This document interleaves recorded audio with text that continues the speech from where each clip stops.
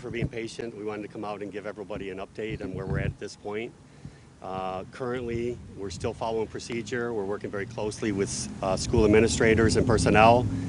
Uh, we have had a tremendous amount of support from area departments throughout the region come to assist us.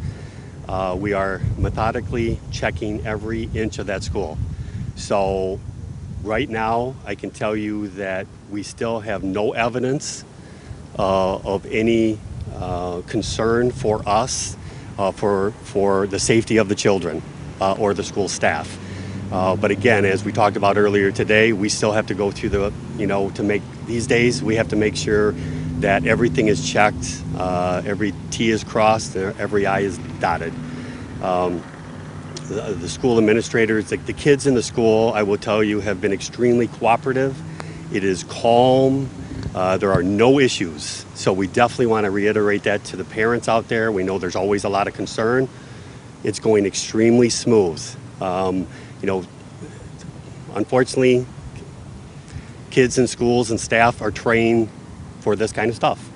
So I can tell you there's been no issues up there whatsoever. It's very calm. So we are anticipating at this point, we are hopeful, thanks to the many law enforcement jurisdictions in our region, that we're going to be able to get through this process a lot faster to kind of ease the minds of the parents that are out there. We totally understand. We are anticipating that school will be released during its normal time without issues. That's what we anticipate. So if something changes along those lines, we will let the public know because we can't get enough information out there.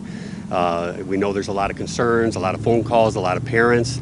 That's what happens with unfortunately, these type of situations. So we try to get that information out there as best as we can. Any questions? I mean, on a limited basis, there's really not a lot to report other than, I can't thank Rockford Police, Belvidere Police, ATF, FBI, Winnebago County, about every jurisdiction in this region, because we all do this just like we would support another agency in another city. It's all about the children and it's all about the teachers and the staff. So we cannot be too careful, and we're going to cover everything that we can. Do we know anything about the person who called, or was there a student? I can tell you that this is a criminal investigation. As you can tell, the amount of resources that have been spent for this, we are zero tolerance with this kind of stuff. And the things that we deal with and we have over the years, we have a great partnership with the school district. We partner these, and we will hold them to the fullest of the law. And we have charged multiple people in the past, unfortunately. And it's just the times we live in. But I can tell you we take this very serious, and they will be held accountable. So I can tell you it's an ongoing investigation. And as far as you mentioned, obviously you're hoping to release that normal hour. Information should change. I guess where should parents expect to get that information?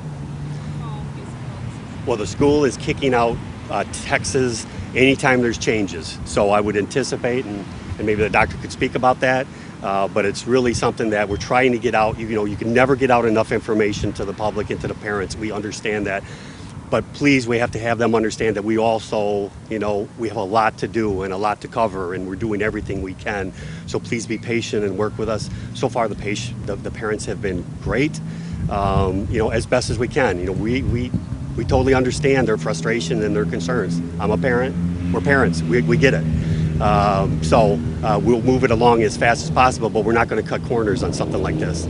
We're gonna do it to the fullest. Yeah, anything right now, it's an active working investigation.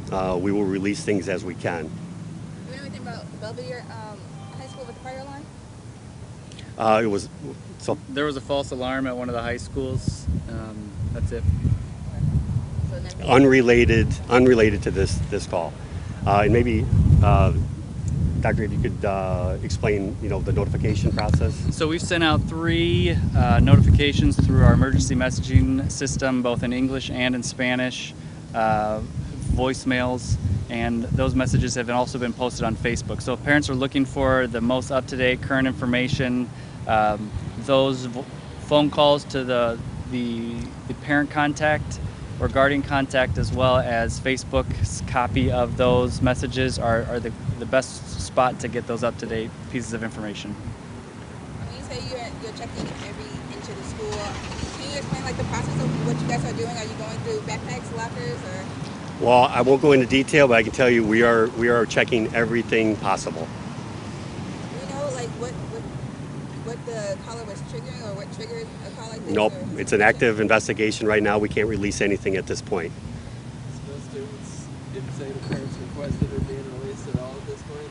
No student has been released. All 3 schools are still on lockdown, but we're working with the kids and the staff, and again notifying the parents. But right now, nobody's leaving any of the schools until we clear, until we finish this process.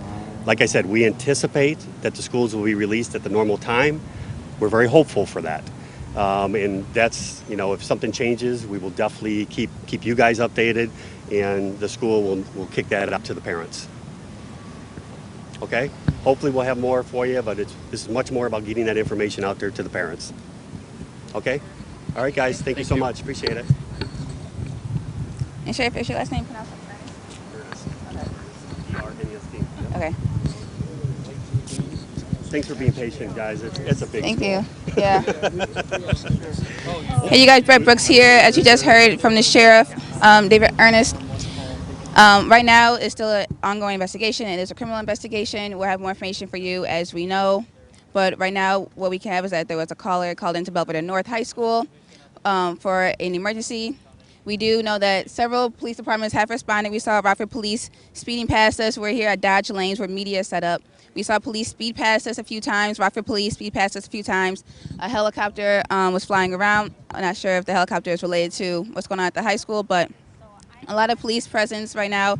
We do know that parents are at Shopco, which is kitty corner to where we are, and the school is on lockdown. No one, as the sheriff just said, is the parents are there, and then no kids are leaving just yet, and they do plan on having school and at the regular time.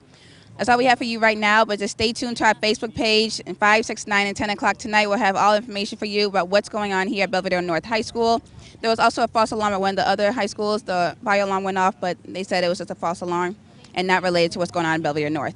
But I'm Brett Brooks. Just stay tuned to our Facebook page, social media page. We'll keep you updated. But for right now, I'm Belvidere. Brett Brooks reporting for Eyewitness News.